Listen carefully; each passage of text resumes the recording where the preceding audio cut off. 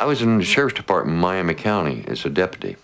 I was deputy sheriff for 7 years. Welcome to Watch Mojo, and today we're looking at 10 creepy and bizarre coincidences that seemingly can't be explained through conventional means. Because all the conventional theories don't make any sense. The curse of the omen. This is not a human child. Make no mistake. Many horror movies are said to be cursed, but if one is actually cursed, it's The Omen. Lead actor Gregory Peck, executive producer Mace Neufeld, and writer David Seltzer were all in separate planes that were struck by lightning. And Neufeld and director Richard Donner narrowly missed bombings conducted by the IRA. But death is involved too. When the Jews return to Zion, and a comet rips the sky, and the Holy Roman Empire rises, then you and I must die.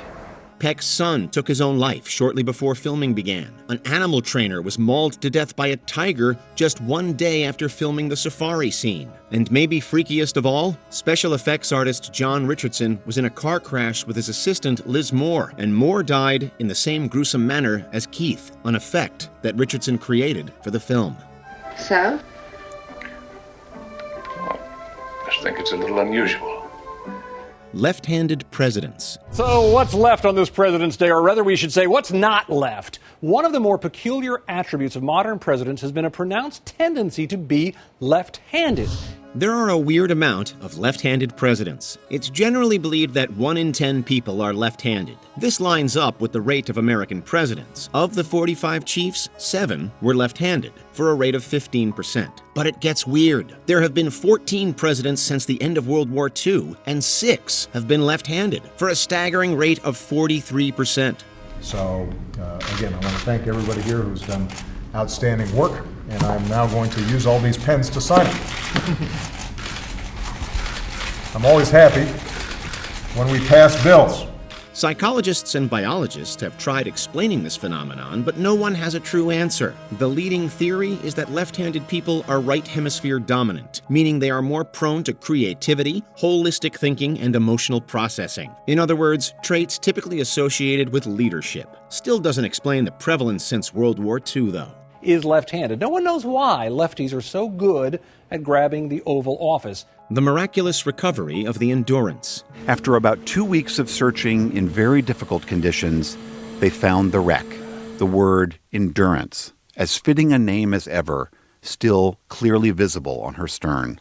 Sometimes the world gives us such dramatic coincidences that we have to chalk it up to fate, or, some other kind of cosmic phenomenon. Endurance was the ship that Ernest Shackleton sailed into Antarctica. Unfortunately, the ship got stuck in ice and sank on November 21st, 1915. Luckily, everyone survived. Endurance was considered lost for many years, but the wreck was finally found 10,000 feet into the Weddell Sea off the northwest coast of the continent. The date was March 5th, 2022, 100 years after Shackleton died on January 5th, 1922. If the discovery was exactly 2 months faster, it could have been made 100 years to the day. The team leaves the wreck untouched.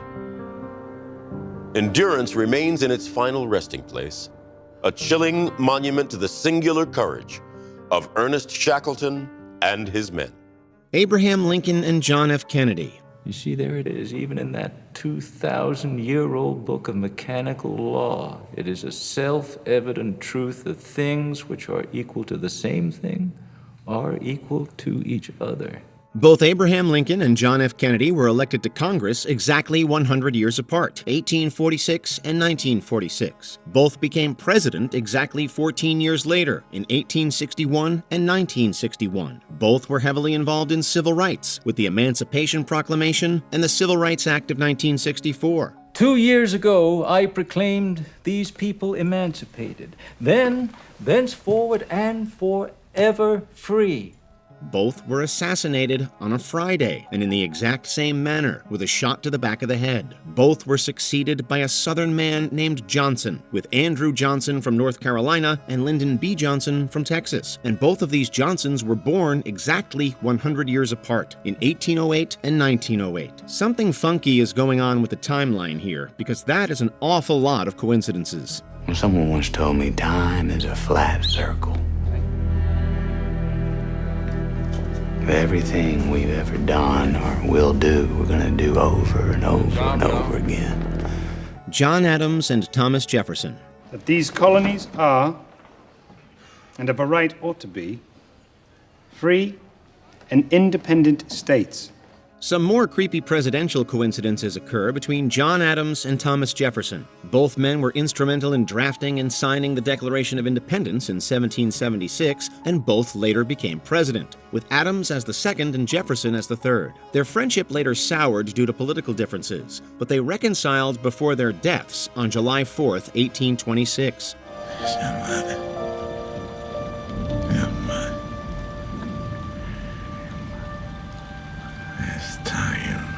Yes, you heard that right. Both men died on the exact same day. And what's even weirder is that July 4th, 1826 was exactly 50 years after the signing of the Declaration of Independence. In fact, Jefferson's final words, "This is the 4th," was a proud acknowledgement of that fact. Now, if that's not a divinely poetic story about building a nation, we don't know what is. It's the 4th. Yes, sir. Aztec myth turns real.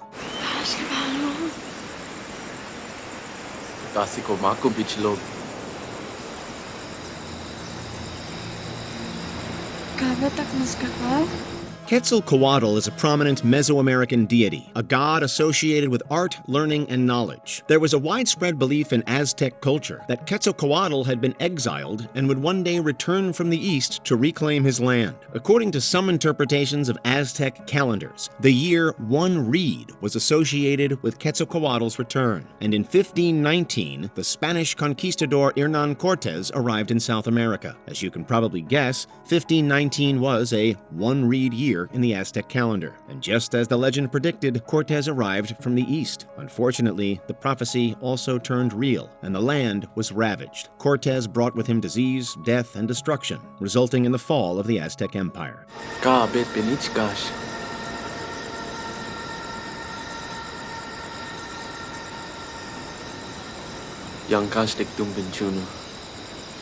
The Curse of Timour. Listen to me, we have to do something.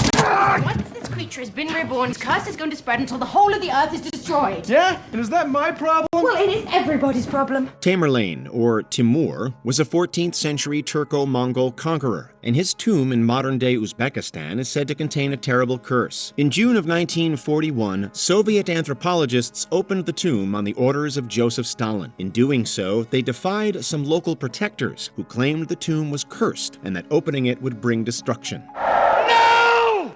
You must not read from the book! When they opened the tomb, the team experienced numerous technical difficulties, and just a few days later, Nazi Germany invaded the Soviet Union. This scared Stalin so badly that he ordered Timour be reburied in his tomb. He was returned in November 1942, and 5 weeks later, the Soviets won the Battle of Stalingrad, a pivotal victory that prevented Germany's invasion. Wir müssen ja die russischen Armeen binden, damit unseren Rücken frei hat. Kessel ist zum Kochen da, bis das Fleisch gar ist. The Gyms. The idea that we are all running round a track following some predetermined genetic script is repellent.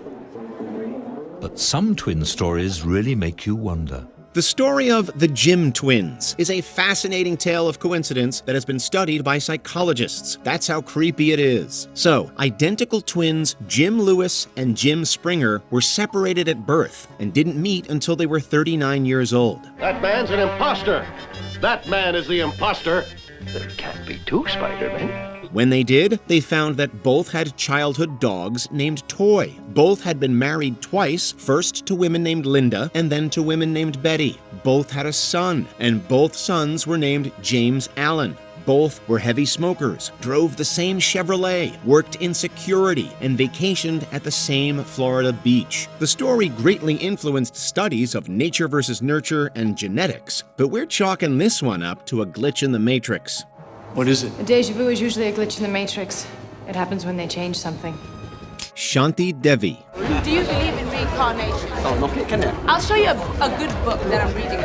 let us introduce you to Shanti Devi. The young Delhi girl claimed that she was reincarnated, that she came from the city of Mathura, that she was married to a man named Kedarnath, and that she had died 10 days after giving birth. When interviewed, she even used the Mathura dialect, which she should not have known. Now, tell me, John, which of these things belong to you? Sheep? No, John. Which of these things belong to you already? A man named Kedarnath was found living in Mathura, and he had lost his wife 10 days after she gave birth. Nath was brought to Delhi under a guise, but Devi instantly recognized him and even knew intimate personal details about his life. And when Devi went to Mathura with Nath, she recognized her old family members. Now just what in the heck is going on here? Although Keanu dies, he eventually gets reincarnated. So there's hope, but there's hope in reincarnation, I think. Before we continue, be sure to subscribe to our channel and ring the bell to get notified about our latest videos. You have the option to be notified for occasional videos or all of them. If you're on your phone, make sure you go into Settings and switch on your notifications.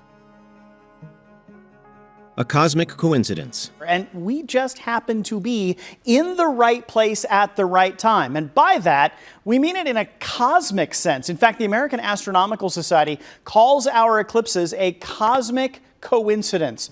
The next time you're lucky enough to see a total solar eclipse, just take a minute and think about what an insane phenomenon it actually is. The moon, the sun, and the earth all combine to create the perfect conditions for a total eclipse, thanks to some startling, near-divine astronomy. Its exact size is such that it gives us total eclipses.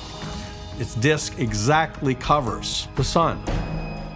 And the chances of that occurring are so literally astronomically small. It's very disturbing. The moon is about 400 times smaller than the sun. So how can it completely obscure it during an eclipse? Because the moon is also 400 times closer to Earth than the sun is. This amazing and precise coincidence makes the orbs nearly exactly the same size in the sky. Even astronomers and scientists are befuddled by this, chalking it up to mere cosmic chance. It's just perfectly in that orbit to eclipse our sun. The odds of the moon being in that orbit accidentally are 1,000,000,000 to 1. Do you think you have the answers? Let us know in the comments below. This can't be just coincidence, it can't be. Did you enjoy this video? Check out these other clips from WatchMojo, and be sure to subscribe and ring the bell to be notified about our latest videos.